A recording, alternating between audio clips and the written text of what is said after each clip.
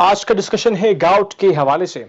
इस डिस्कशन को हम जिस पर्सपेक्टिव से यानी कि जिस डायमेंशन से हम अभी डिस्कस करेंगे वो क्या क्या होंगे। फर्स्ट ऑफ ऑल हम जानेंगे कि गाउट है क्या, सिंपल गाउट है क्या। फिर उसके बाद हम जानेंगे इसकी कॉजेस यानी कि पैथोफिजियोलॉजी जो है उसको डिस्कस करेंगे कि किस तरह से जो गाउट है वो खास होता है। और फिर एट द एंड हम डिस्कस करेंगे फार्माकोलॉजी यानी कि जो ड्रग्स हम लोग यूज़ करते हैं फॉर द ट्रीटमेंट पर्पजेज, यानी कि हम ट्रीट करते हैं इस गाउट के लिए जो ड्रग्स होते हैं जो हम लोग यूज़ करते हैं उन ड्रग्स को पढ़ेंगे, उनके साइड ऑफ एक्शंस जानेंगे, उनके मैकेनिज्म ऑफ एक्शंस जानेंगे। तो ये हमारा आज का डिस्कशन होगा। तो स्टार्ट करते हैं हमारा discussion from the very first point. Gout gout है क्या।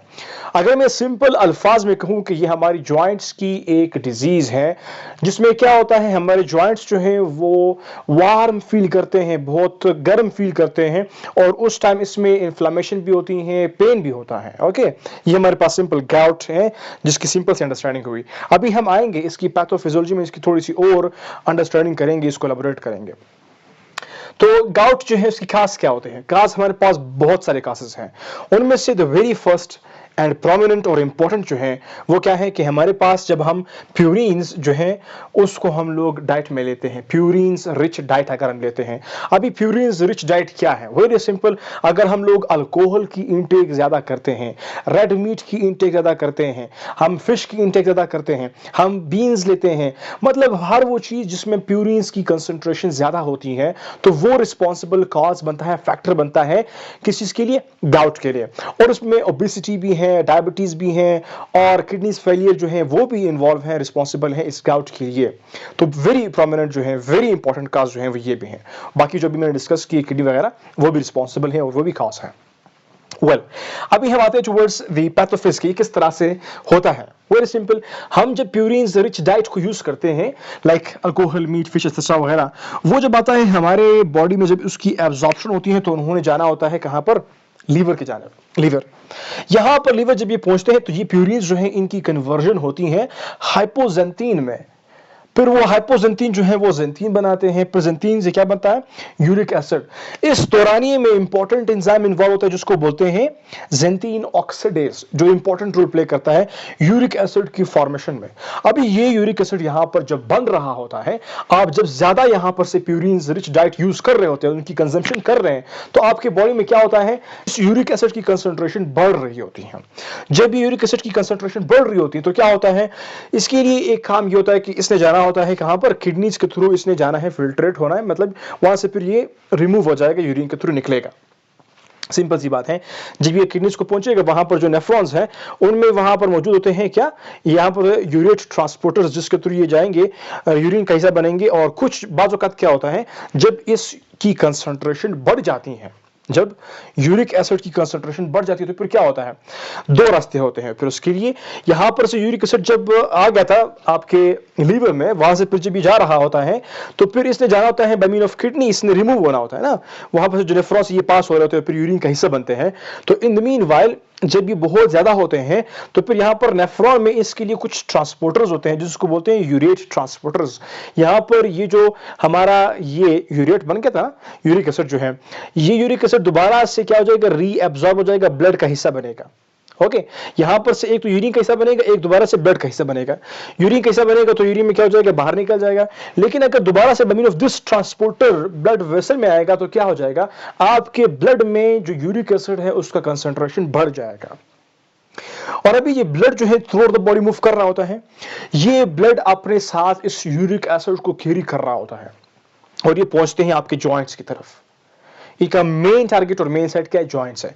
अभी जॉइंट्स में स्पेशली हमारे पास कौन कौन से जॉइंट्स हैं, बहुत सारे जॉइंट्स अगर बात करें, हमारे जो फिंगर्स के होते हैं, पाँव के होते हैं, बिग टो इंपॉर्टेंट साइट है इसके लिए, हमारे जो एंकल, नी है, एक्सेट्रा है, ये क्या है, ये जॉइंट्स वगैरह जो हैं वहां पर जहां पर साइनोवियल फ्लूइड की कंसंट्रेशन ज्यादा होती है वो उनका इंपॉर्टेंट और मेन साइट होता है। अभी जब ये साइनोवियल फ्लूइड तक पहुंच जाते हैं, ये यूरिक एसिड नहीं, ये पहुंच जाता है तो फिर ये क्या काज करते हैं, वेरी सिंपल। साइनोवियल फ्लूइड जो है अगर इसकी कुछ नॉर्मल सी कंसंट्रेशन आ रही होती है तो ये यहां पर डिसॉल्व हो जाता है, खतरनाक नहीं होता। लेकिन अगर इसकी कंसंट्रेशन काफी ज्यादा हो जाती है, बढ़ जाती है, तो फिर वो यहां पर क्या करता है, एक्यूमुलेशन करना शुरू कर लेता है, जमा होता है, क्योंकि ये साइनोवियल फ्लूइड जो है वो सैचुरेट हो जाता है। फिर ये मजीद हमारे इस यूरिक एसिड को डिसॉल्व नहीं कर पाता, तो फिर वो यूरिक एसिड जो डिसॉल्व हो गया तो वो तो डिसॉल्व हो गया, लेकिन जो रह गया था वो यूरिक एसिड फिर क्रिस्टल्स बनाएंगे यहाँ पर।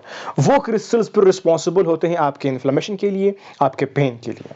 गॉट? जो गाउट को फिर वो मजीद एग्रीवेट करते हैं विद द टाइम। एक टाइम भी पहुंचता है कि फिर यहाँ पर टॉफी बनते हैं ना, इनकी एक्यूमुलेशन हो जाती है जिसको हम लोग टॉफी बोलते हैं, तो फिर वो यहाँ पर बनते हैं जॉइंट्स पर। अभी यहाँ पर ये जो प्रोसेस है ना इसका, ये किस तरह से होता है कि किस तरह से फिर ये इंफ्लेमेशन वगैरह, ये पेन वगैरह और क्रिस्टल्स फॉर्मेशन कैसे होती हैं। एक तो ये कि इनकी डिसोल्यूशन कम हो जाती है, इनकी डिसोल्यूशन कम हो जाती है क्योंकि हमारे पास यूरिक एसिड जो है वो बहुत ज्यादा बन रहा है। वेरी वन काज, ओके, फर्स्ट काज।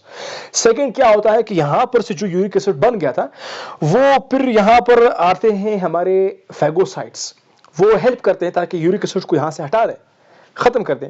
लेकिन क्या होता है कि वो जब अपना कंसंट्रेशन जो है, अपना कंसंट्रेशन जो उसके अंदर होता है, उस फैगोसाइट्स के अंदर जो केमिकल एंजाइम्स होते हैं वो उसके ऊपर रिलीज करते हैं, तो उससे क्या होता है, इसका जो कंसंट्रेशन है वो एसिडिक होता है, उनकी पीएच जो होती है।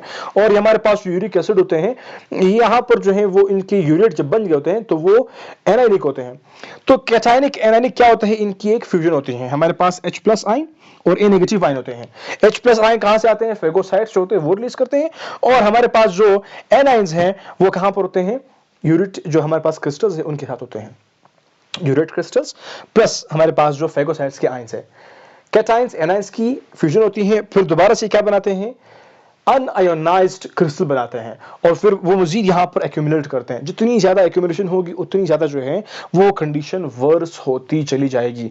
तो इस तरह से जब इनकी यहाँ पर एक्यूमुलेशन होती है तो वो क्या करते हैं, वो प्रेसिपिटेट करते हैं और जॉइंट्स को पेन और इन्फ्लेमेशन प्रोवाइड करते हैं। तो इस तरह से जब यहाँ पर हमारे ब्लड में और जॉइंट्स में यूरिक एसिड की कंसंट्रेशन बढ़ जाती है तो उस वक्त हम कहते हैं कि पर्सन को गाउट होने वाला है।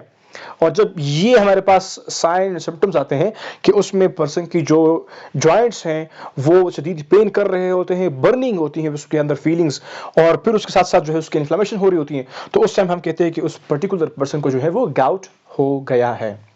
Very simple. यहां तक होती है हमारी पैथोफिज कंप्लीट।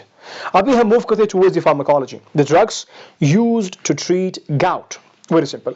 अभी क्या हो रहा था, हमें पेन हो रहा था, हमें इन्फ्लेमेशन हो रही थी इस गाउट के अटैक में, और साथ में हमारे बॉडी के अंदर यूरिक एसिड की कंसंट्रेशन बढ़ रही थी। अभी हमने क्या करना है, हमने सिर्फ वो ड्रग्स अभी लेने हैं जो इन सब को काउंटर करे। मतलब हमने ऐसे ड्रग्स लेने हैं जो हमारे पेन इन्फ्लेमेशन को कम करें और साथ में जो यूरिक एसिड हमारे बॉडी में बढ़ रहा है उसको भी कम करें। ये तीन हमारे क्या है, इंपॉर्टेंट साइट्स हैं। अभी हमने ड्रग्स ढूंढने हैं जो ये काम करें। Very simple. पेन इन्फ्लेमेशन को खत्म करने के लिए हमारे पास है एनसैड्स, एंडोमेथासिन, नेप्रोक्सन, और फिर हमारे पास है कोचिसिन। ये कोचिसिन इंपॉर्टेंट रोल प्ले कर रहा है, ये यहाँ पर जो फैगोसाइट्स है ना उनकी एक्टिविटी को ये कम कर रहा है। तो इस तरह से फिर क्या होगा, मजीद यहाँ पर यूरिक एसिड के जो क्रिस्टल्स हैं वो नहीं बनेंगे, यूरेट क्रिस्टल्स। और फिर हम आते हैं टुवर्ड्स नेक्स्ट पॉइंट। यहाँ पर तो हमने इन्फ्लेमेशन और पेन को रिमूव किया, खत्म किया। अभी हमारे पास जो हमारी बॉडी में यूरेट के क्रिस्टल्स बन रहे हैं, उस यूरिक एसिड की हमने एक क्या करना है, उसकी कंसंट्रेशन कम करनी है। दूसरा जो बॉडी में हम अभी मौजूद है यूरिक एसिड, उसको भी हमने बॉडी से रिमूव करना है, एक्सक्रीट करना है, उसके लिए भी ड्रग्स होंगे। अभी फर्स्ट ऑफ ऑल हम लोग वो ड्रग्स डिस्कस करेंगे जो यूरिक एसिड की कंसंट्रेशन को कम करें ताकि यूरिक एसिड बॉडी में मजीद न बने। तो यूरिक एसिड इनहिबिटर्स हम लोग लेंगे, जैसे एलोप्यूरिनोल और फीबॉक्सोस्टेट। ये हमारे पास तो ड्रग्स है जो हम लोग यूज करते हैं, इनको हाइपोयूरेमिक भी कहते हैं क्योंकि ये आपके ब्लड की जो यूरिक एसिड है उसकी कंसंट्रेशन को कम करते हैं। किस तरह कम करते हैं, वेरी सिंपल। ये हमारे पास जो ड्रग्स है ये टारगेट करते हैं हमारे इस ज़ैंथीन ऑक्साइड एंजाइम को। जब इसको इनहिबिट करेंगे तो फिर प्यूरिन्स जो है वो यूरिक एसिड नहीं बनाएंगे, सिंपल सी बात है। तो फिर जब यूरिक एसिड बनेगा नहीं तो हमारे पास ये प्रॉब्लम तो कॉज कर देना। जब यूरिक एसिड बनेगा नहीं तो फिर हमारे प्रॉब्लम जो है वो आहिस्ता आहिस्ता आहिस्ता आहिस्ता कम होते जाएंगे। फिर हम क्या करते हैं, एक्सक्रीट करने के लिए भी कुछ ड्रग्स यूज करते हैं, जस्ट लाइक हमारे पास है प्रोबेनिसिड और सल्फाइनफाराजोन। हमारे पास ये दो ड्रग्स हैं जो यूज करते हैं हम लोग किसके लिए, ताकि हमारे पास जो यूरिक एसिड बॉडी में फ्लो कर रहा है उसको हम आसानी से बॉडी के बाहर एक्सक्रीट करें। तो हम इसके लिए क्या यूज करते हैं, ये ड्रग्स यूज करते हैं। प्रोबेनिसिड क्या करते हैं ये ड्रग्स, सिंपल, यहाँ पर जो ट्रांसपोर्टर था, यूरेट ट्रांसपोर्टर, इसको ये प्रोबेंसिड जो है वो ब्लॉक कर लेते हैं, बंद कर लेते हैं। अभी हमारे पास यूरेट भी आ रहा है, प्रोबेंसिड भी आ रहा है, तो ये दोनों कंपीट करते हैं। प्रोबेंसिड यहाँ पर क्या करेगा, इसको ब्लॉक करेगा, तो फिर जो यूरेट है वो आसानी से बाहर आएगा यूरिन में, यूरिन के थ्रू फिर बॉडी से निकलेगा। तो इस तरह से हमारे बॉडी में हमने यूरिन की जो हाँ, तो इस तरह से हमारी बॉडी में जो यूरिक एसिड की कंसंट्रेशन बढ़ गई थी, उसको हम लोग क्या कर रहे हैं, एक तरह से खत्म कर रहे हैं। और खत्म करने में हमारे पास ये ड्रग्स जो है वो हेल्प आउट कर रहे होते हैं। हमने इन्फ्लेमेशन को रिमूव किया, पेन को रिमूव किया, फिर हमारे पास जो फेगोसाइट्स थे उनको हमने बंद कर दिया, खत्म कर दिया, उनकी जो खाल थी उसको हमने स्टॉप किया, ताकि फिर मजीद यहाँ पर यूरिक एसिड ना बने। और जो यूरिक एसिड बन रहा था उसको हमने स्टॉप किया, और साथ में जो बॉडी में था उसको हमने बॉडी से, वो यूरिक एसिड बॉडी से हमने निकाल दिया by mean of these drugs. I hope समझ आ गया। फिर भी क्वेश्चन है, drop in the comment box.